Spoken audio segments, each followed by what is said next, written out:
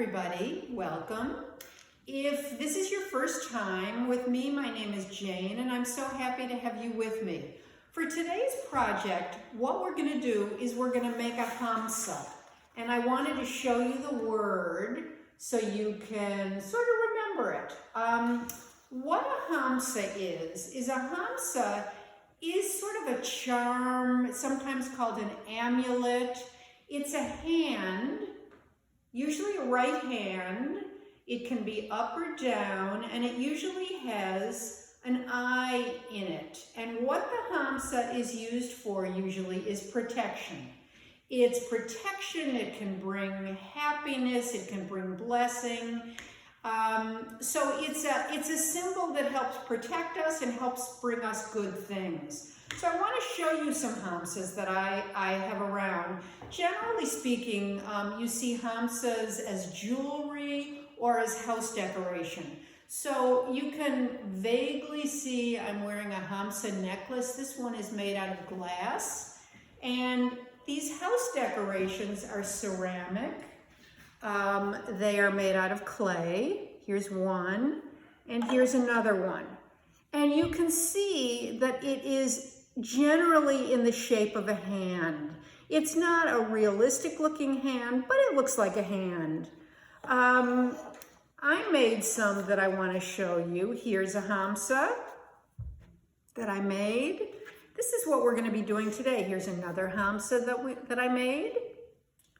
And here's another one that I made. So I'm going to show you how to do these today. Now you might have noticed that with both of these, one is facing up and one is facing down. Generally speaking, the one that's facing up with the eye in it is a symbol of protection. It wards off evil. It keeps evil away. And the hand that's facing down, again with the eye in it, is there sort of a welcoming hand. It's protection, it's kindness, it brings good luck to the bearer. So when you're making yours, you can figure out whether you want to make one that's facing up for protection or down for blessing. Depends on what you want to do. Also, before I go on, the Hamsa got its name. It's an Arabic word that means 5. It's also a Hebrew word, hamesh, that also means 5. So it has roots in in the 3 big religions. In Christianity, it's the hand of Mary. In Judaism, it's the hand of Miriam. And in Islam, it's the hand of Fatima. So it's in all the great religions, and they're usually found in the Middle East. So countries like Egypt, Israel, Iraq. As a matter of fact, it probably dates way, way back to Mesopotamia, which is modern-day Iraq. So let's go over the materials you're going to need today. You are going to need some poster board.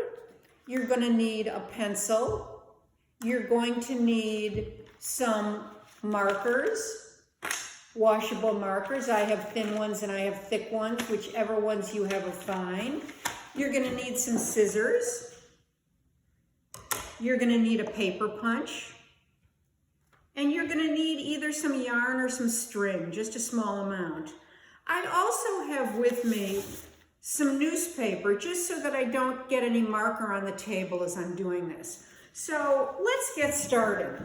The first thing you're going to do is you're going to take your piece of poster board, put it down on the table, and I would suggest that you trace your hand. You can freehand a hand shape, but it's really easier to trace your hand. So I'm going to trace my hand.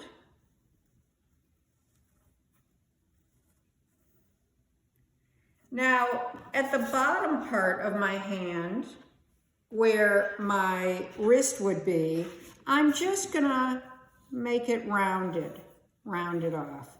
So now what I'm going to do is I'm going to cut this out. So I'm going to start cutting. Cut it out. Now I've already cut one out, so I'm going to stop doing this because I think you know how to cut. And I've got my hand cut out.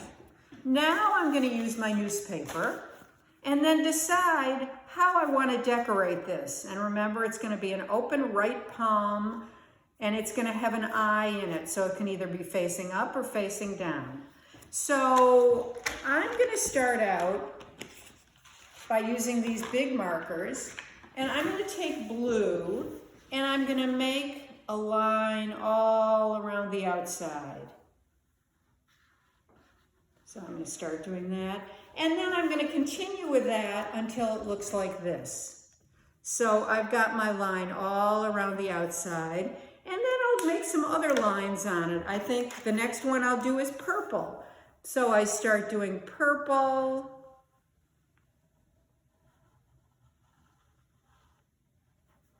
I can go all around. Maybe the next color I do is green. I do that all around. Now you can do any design you like.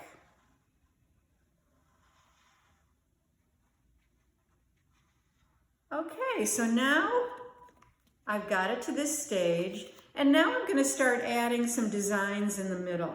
Now I like to think about this in terms of pattern. What a pattern is let's say a pattern is something that you repeat over and over again. So let's say you have a circle. A single circle is a circle.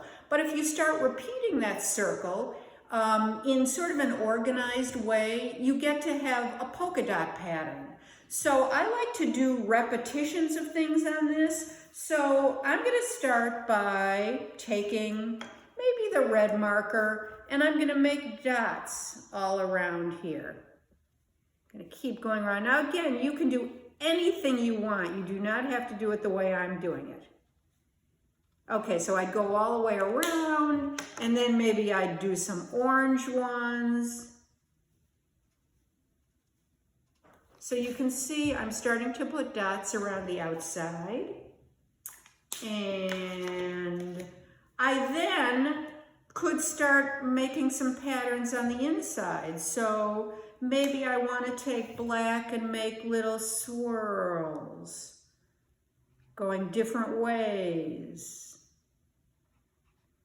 And then maybe I want to make some,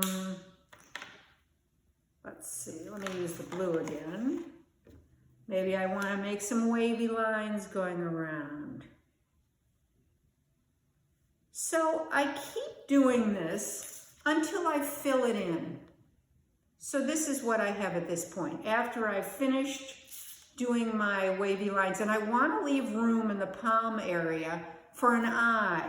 So what I did with my pencil before you guys got here today is I penciled in an eye and some more patterns. So now what I'm going to do is take my black marker, and I'm going to go over these pencil lines.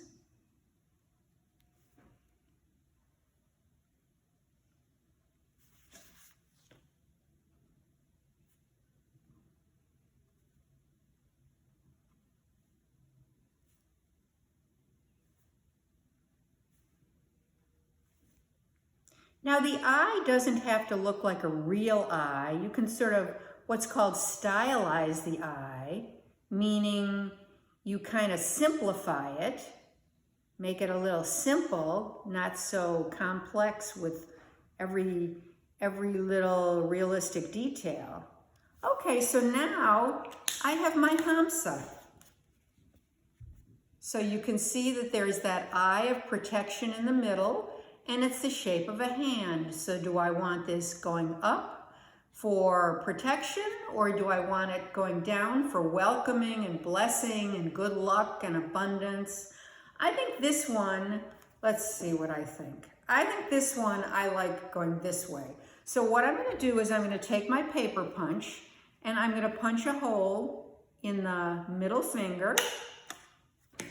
So you can see I have a hole. And then I said I'm going to take some string. So maybe I'm going to want it to hang like this. So let's cut this yarn. And I am going to knot it at the end so it stays closed. Okay, so I've made a knot. And now I'm going to take this, the looped end, and I'm going to go through the hole. I'm going to put the string through it, the knotted end through it, and now I've got my hanging Hamsa. And that's the project for today. Now I just want to show you with one of these that I did. So this one again has different patterns. This one that I did, the reason it looks like it's painted is because I went over parts of it with a wet brush. Since these are washable markers, if you go over it, it'll smear a little bit. But if you're doing something like this with a specific design or like this, you don't want to go over it with water. What I did here is I made checkerboards of different colors and I went over it with water, and then at the very end I made my eye. So here's some different examples of Hamsas, and I hope you had a good time today. It was great to be with you, and remember, as always, be kind, and I'll see you soon. Bye-bye.